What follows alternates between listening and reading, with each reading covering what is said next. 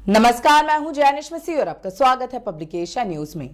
आज हम आपको एक ऐसे योद्धा की कहानी बताने जा रहे हैं जिसने न सिर्फ अपनी जिंदगी की जंग को जीता है बल्कि महीनों कोमा में रहने के बावजूद 12वीं की परीक्षा में 53% से पास हुआ है। इस जाबाज छात्र का नाम माधव शरण है। ये छात्र पुष्प विहार के एमिटी इंटरनेशनल का होनहार छात्र है। 2021 में उसे 10वीं की परीक्षा पास की। उसके कुछ ही दिनों बाद अगस्त के महीने में माधव को ब्रेन हैमरेज हो गया और उसके दिमाग का 1/3 काम करना बंद कर दिया। कोमा की स्थिति में इसे अस्पताल लाया गया, जहां पर उसे आईसीयू में रखना पड़ा। माधव का ब्रेन हैमरेज इतना खतरनाक था कि महीनों तक उसे अस्पताल में रहना पड़ा। उस दौरान मस्तिष्क की कई गंभीर सर्जरी भी डॉक्टरों द्वारा करनी पड़ी। कई महीनों के इलाज के बाद 2022 में जुलाई के महीने में उसने स्कूल जाना शुरू कर दिया, लेकिन उसके बावजूद भी माधव एक सामान्य छात्र की तरह नहीं था। उसके बोलने की और सोचने की क्षमता बहुत कम हो गई थी। शरीर के कई हिस्से सामान्य रूप से काम नहीं कर रहे थे। ऐसे में माधव के लिए पढ़ाई करना एक बेहद चुनौती बन गई थी। लेकिन माधव ने जिस तरह से जिंदगी की जंग को जीतकर गंभीर ब्रेन हैमरेज जैसी समस्या से निजात पाकर चलने फिरने में काबिल बना, लिहाजा उसने ठाना कि वो कुछ ऐसा ही पढ़ाई में भी करेगा। और हुआ भी कुछ यूं ही। माधव ने 12वीं की परीक्षा जब दी तो नतीजे जो आए, शायद किसी ने सोचा भी नहीं था कि जो बच्चा महीनों तक कोमा में रहा, वो परिणाम जो लाया है वो चौंकाने वाला होगा। जी हाँ, माधव ने सीबीएसई 12th की परीक्षा न सिर्फ उत्तीर्ण की बल्कि 93% नंबर भी वो लाया। यानी पूरे 500 में से 465 नंबर माधव के रिजल्ट में आए हैं। माधव के इस हौसले को आज हर कोई सलाम कर रहा है। ये कहानी हमें बताती है कि जंग चाहे कोई भी क्यों ना हो, वो जिंदगी की हो या पढ़ाई की क्यों ना हो, कुछ ऐसे ही छात्र हैं जो ऐसा कर जाते हैं कि दुनिया उन्हें देखती है और उनसे सीखती है। आइए इस संघर्षपूर्ण कहानी को छात्र माधव और उसके पिता की जुबानी सुनते हैं।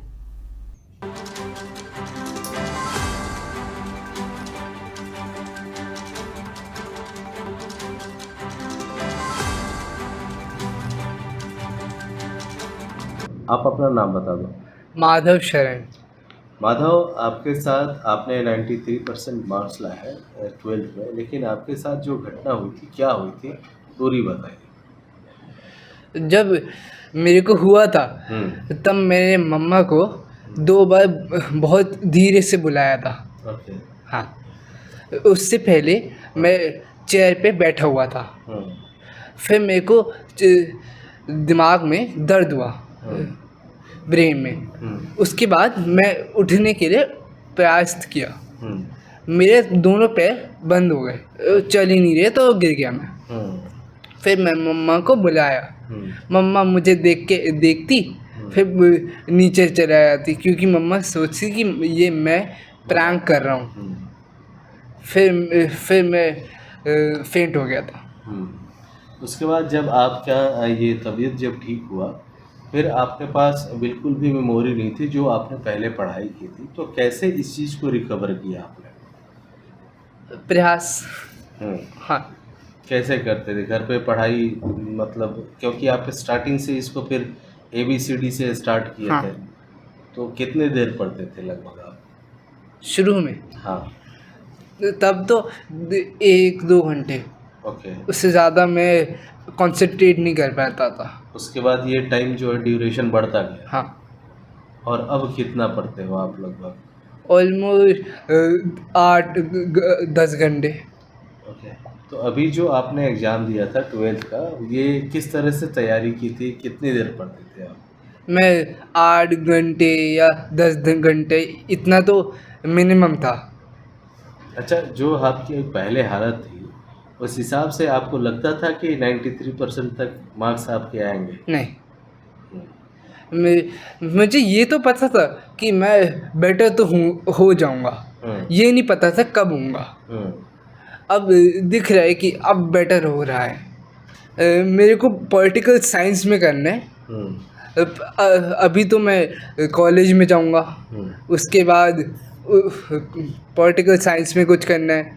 उसके पॉलिटिकल साइंस में क्या करना है वो अभी डिसाइड नहीं हुआ है। अच्छा माधव, आपके साथ जो घटना हुई थी उसके बाद जो जिस तरह से आपने सुधार किया अपने आप में, आपके जैसे और भी कई बच्चे हैं, उनके लिए क्या मैसेज दोगे आप?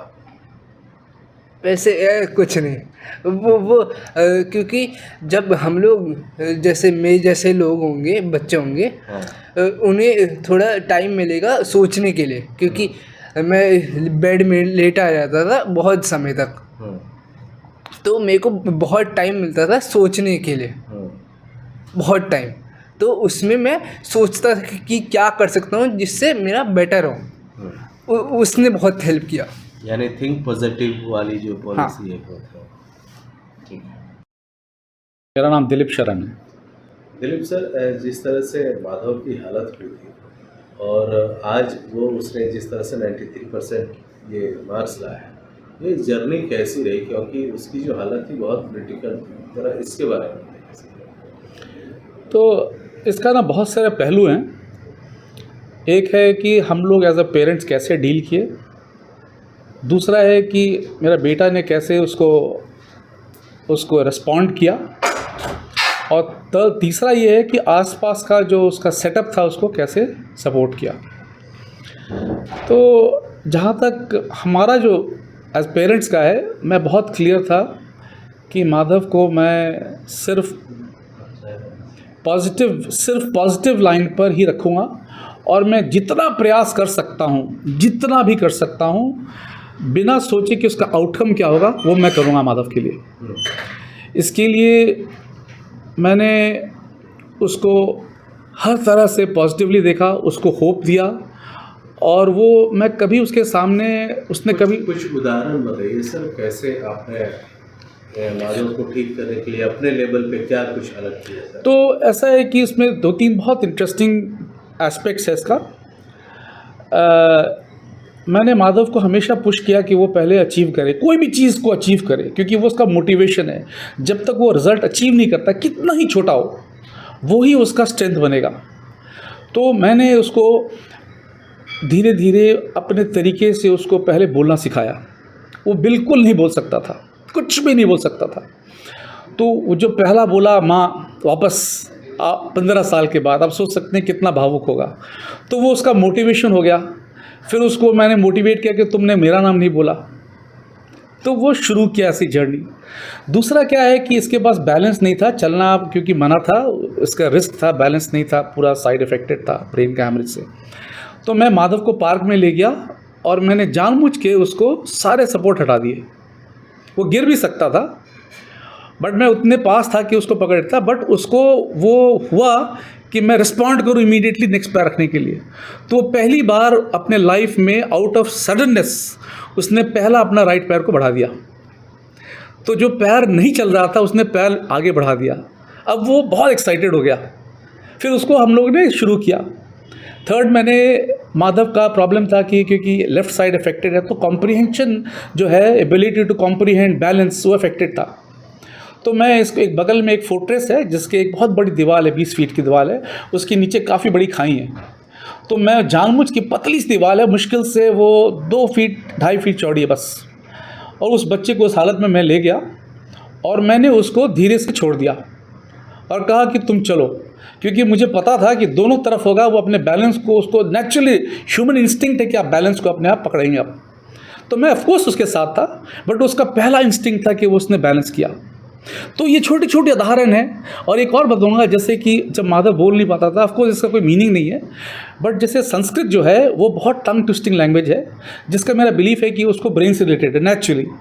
तो मैंने माधव को ये मोटिवेट किया कि छोटे छोटे संस्कृत को बोलना शुरू करो, छोटे छोटे श्लोक को चैंट करना शुरू करो।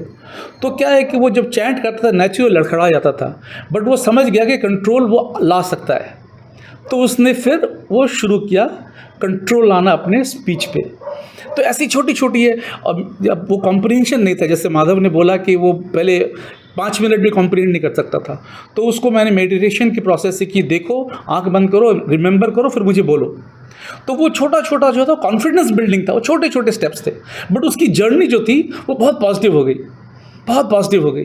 और ऑफ कोर्स इसमें बहुत बड़ा हाथ मैं डेफिनेटली हमेशा मानूंगा उसके प्रिंसिपल का है, जो एमिटी स्कूल की मिस अमिता मोहन है, क्योंकि वो जब बीच में फ़ोन करती थी, माधव वेट करता था, वो कहती थी तुम आ जाओ, वो वेट करता था स्कूल जाने के लिए, वो उसका बहुत बड़ा मोटिवेशन था। और वो मेरे लिए अभी भी बहुत भावुक है, क्योंकि जब पहली बार 1 साल सवा साल बाद जो बस उसको ले जा रहा था मैं बस पे छोड़ने के लिए, उसने मना कर दिया था कि मैं बस पे नहीं जाऊँगा। मैंने बोला था कि मैं गाड़ी पे ले चलूँगा, वो कहा नहीं मैं बस पे जाऊँगा, इंसिस्ट किया। वो पहली उसकी लंबी वॉक थी लाइफ की, और वो जब चला घर से नीचे वो गिर गया।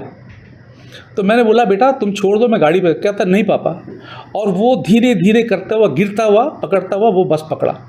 तो उसका अपना रिजॉल्व भी बहुत स्ट्रांग था कि मैं वापस आऊँगा। और उसने अपने सक्सेस को टेस्ट कर लिया था, छोटे छोटे थे। और उसको ऑफ कोर्स एक और चीज़ जो मैं हमेशा बिलीव किया, मैं उसको पढ़ाई से उसका सक्सेस नहीं जोड़ा।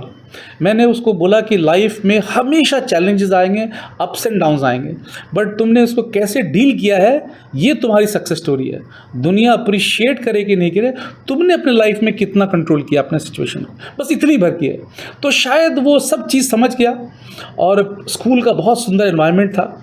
और जब वो स्कूल गया तो मेरे ख्याल उसका रिजॉल्व बढ़ गया कि अब मुझे कुछ करना है।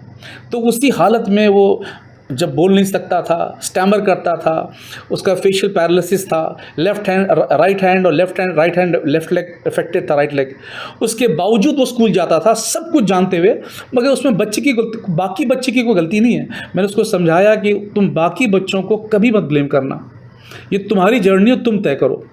तो मेरा हमेशा जर्न बिलीफ था कि एज ए पेरेंट्स अगर हम लोग पुश करेंगे बिना ये सोचे कि आउटकम क्या होगा, ये फेथ रखेंगे, उसको भी फेथ देंगे, बजाय कि उसको हम लोग एक कॉर्नर में सपोर्ट डाल दें। सपोर्ट तो हम लोग बनेंगे, उसको पता है कि, और उसको ऑफकोर्स हम लोग हमेशा मैं बोलता था कि बेटा तुम्हारे लाइफ में कभी भी प्रॉब्लम होगा सबसे पहले मैं खड़ा हूँगा, बट दुनिया में लड़ने के लिए मैं सबसे पहले क्रिटिकल तुमको हूँगा, क्योंकि ये तुम्हारी लड़ाई है, तुमको तय करना है लाइफ में, ये कोई तय नहीं करता। तो शायद वो दिल में ले लिया कि ये मेरी लड़ाई है, और इसलिए माधव ने बहुत, ये उसका क्रेडिट है, उसने रियली अपने भाव से बहुत पैशनेटली ये 12th की लड़ाई लड़ी है।